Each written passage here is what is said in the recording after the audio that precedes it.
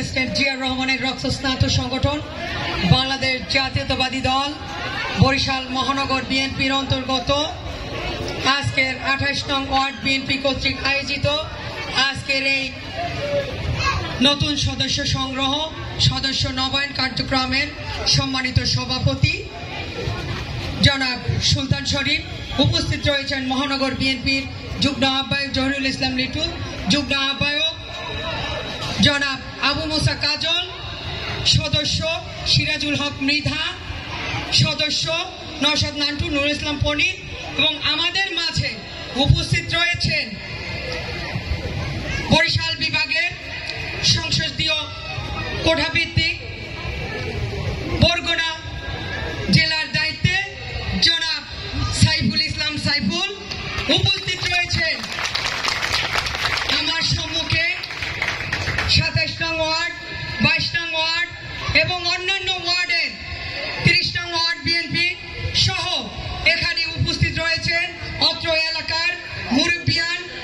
উপস্থিত রয়েছেন আমার মা বোনেরা, উপস্থিত আছেন এখানে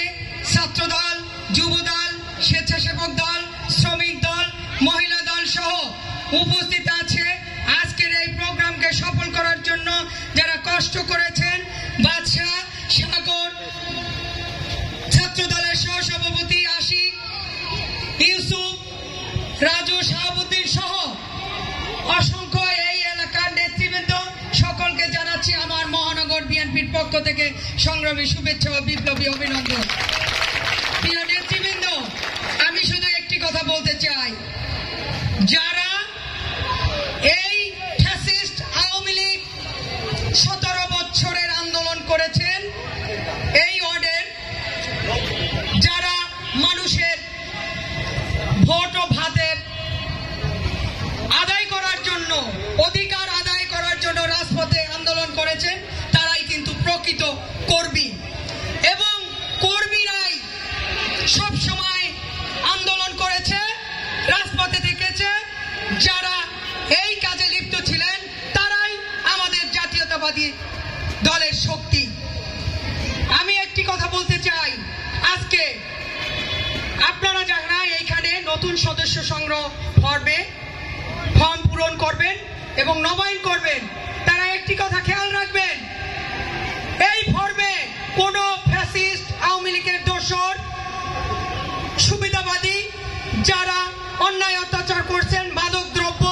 সেবন করেছেন, মাদক দ্রব্য ব্যবসায়ী, তারা এই ফর্মে ফর্ম পূরণ করতে পারবেন না। সবাই সাবধান থাকবেন। উপস্থিত মা বোনেরা, আপনাদের কাছে একটি কথা বলতে চাই, বিএনপির ভোটের জন্য আপনারাই কিন্তু সবসময় অগ্রাধিকার রেখেছেন, ভোটের দাবিদার আপনারাই। আপনাদেরকে বলতে চাই, আগামী দিনে ধানের শীষকে আপনারা বিজয়ী করলে, আমাদের তারেক রহমানের হাতকে শক্তিশালী করলে, আপনারা কিন্তু অনেক কিছু রয়েছে আপনাদের জন্য। তারেক রহমান তার 31 দফায় সেই ঘোষণা দিয়েছেন। আপনাদের ফ্যামিলি কার্ড হইতে শুরু করে আমাদের একজন নেতা এখানে বলেছেন, আমি আর বেশি কথা বলতে যাব না। আজকে যারা ষড়যন্ত্র করছে, আপনারা